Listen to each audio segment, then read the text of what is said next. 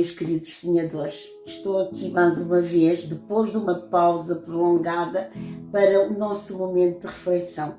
Hoje quero partilhar com vocês um tema que faz todo sentido, que é o luto. Nós, de uma maneira geral, quando ouvimos falar do luto, relacionámo-lo com a morte de alguém, nomeadamente um ente querido, mãe, pai, ou marido, ou esposo, ou até filhos, ou amigos, pessoas que nos são chegadas. E então é uma perda de alguém muito próximo e por quem nós nutrimos um afeto profundo. No entanto, o luto não é só de perda de uma pessoa, o luto também é perda de alguma coisa. Por exemplo, se eu tenho um projeto pelo qual tenho grandes expectativas e quando este projeto não se realiza da maneira que eu pensava que fosse acontecer, eu, de certa forma, entro num processo de luto porque é como se tivesse perdido este projeto. São como os sonhos. Nós temos sonhos sobre várias coisas e quando determinados sonhos pelos quais nós lutamos imenso não se realizam, nós entramos num processo de luto. Outra coisa que também causa o luto é a imigração. Quando nós saímos do nosso país e já temos ou somos jovens ou da idade adulta e vamos para um outro país, nós perdemos, digamos assim, as nossas referências culturais, a língua, as nossas memórias mais cercanas. E quando estamos num outro país, nesta fase de adaptação, há também um luto, é uma perda. Assim como as expectativas, por exemplo, um filho, quando nós idealizamos determinadas coisas para ele e essas não se cumprem, mesmo até na gravidez, nós entramos num processo de luto. E o que eu quero aqui dizer é que o luto é necessário, é fundamental, é um processo de perda e que nós temos que nos dar a oportunidade de vivenciá-lo. Quanto tempo ele dura, isto varia de pessoa para pessoa, cada pessoa é um caso. Claro que quando se trata da morte de alguém, este processo é muito mais longo e também deve ser mais doloroso. Mas antes de eu continuar a falar-vos sobre isto, quero pegar no exemplo de Jesus, que também passou por este processo de luto. E tenho aqui em João, no capítulo 11, no versículo 33, diz assim: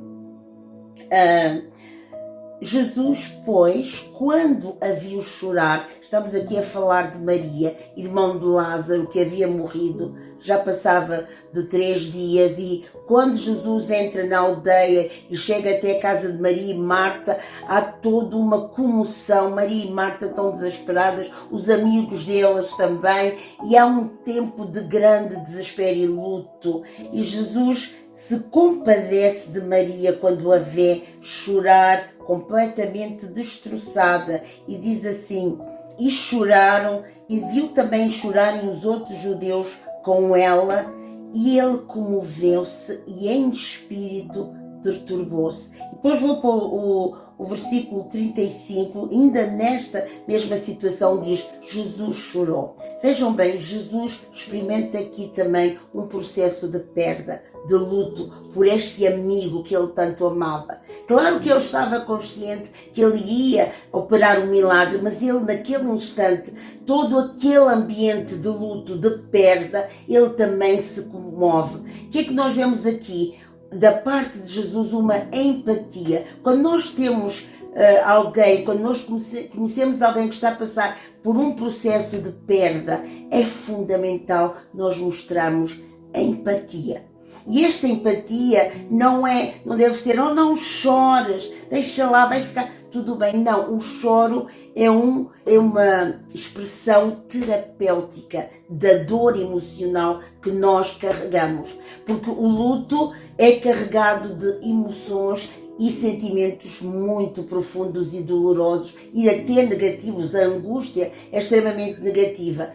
Quando nós estamos perto de alguém que está a viver este luto, nós devemos saber ouvir. O saber ouvir é fundamental. Agarrar na mão, dar um abraço, vale muito mais do que qualquer palavra que nós possamos dizer. E uma das coisas que nós, como sonhadores de Jesus, que sabemos que quando nós passamos por processos de perda, nós devemos permitir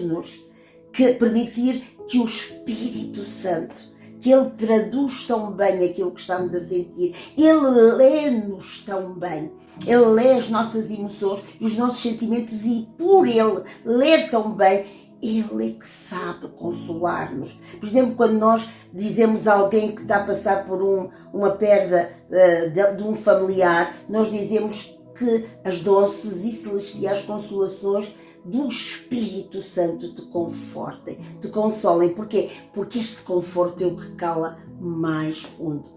Nós agora estamos a passar por um processo de perda. Eu vejo pelo meu marido, e vocês sabem que aqui na Inglaterra, não sabem, esse processo é muito mais doloroso, muito mais moroso, porque não se enterram as pessoas passado 48 horas, leva às vezes semanas, às vezes até um mês. E esse processo é como se fosse adiado, porque nós precisamos de dizer adeus publicamente, temos que fazer este ato de nos despedir deste alguém para podermos entender a ausência que fica. E esta ausência é muito dolorosa. Conviver com a ausência de quem partiu, porque nós vamos para um lugar, o mesmo lugar onde esta pessoa esteve, e nós ainda sentimos a presença, por vezes até ouvimos a voz, mas ela já não está. E isto é muito doloroso. Neste processo de luto, muitas pessoas entram em negação. Não conseguem, tentam fugir da realidade. É fundamental não continuar na negação. É fundamental nos permitirmos revoltar-nos, zangar-nos com as pessoas, com o mundo. Até muitas vezes nos zangamos com Deus, infelizmente. Mas vamos nos permitir isso, mas também nos permitir ser consolados por Deus. Não sei se tu estás a passar por um processo de perda ou se já passaste. Não sei em que fase deste processo de luto tu estás a vivenciar, mas se o estás a fazer, pede ao Espírito Santo que venha sobre ti, que derrame sobre ti as suas doces consolações, porque elas vão apaziguar a tua alma, elas vão trazer para ti cura das tuas emoções, e esta dor emocional vai cessando aos poucos. Se este vídeo fez sentido para ti, clica no like, deixa o teu comentário, partilha comigo as tuas experiências e também ativa o sininho das notificações para saberes quando é que eu vou voltar a gravar ou publicar um vídeo. E antes de ir embora, quero deixar-vos a nossa hashtag de muita esperança, uma hashtag de consolo se estás a viver esta perda. Então, amo-vos até a lua. Bye!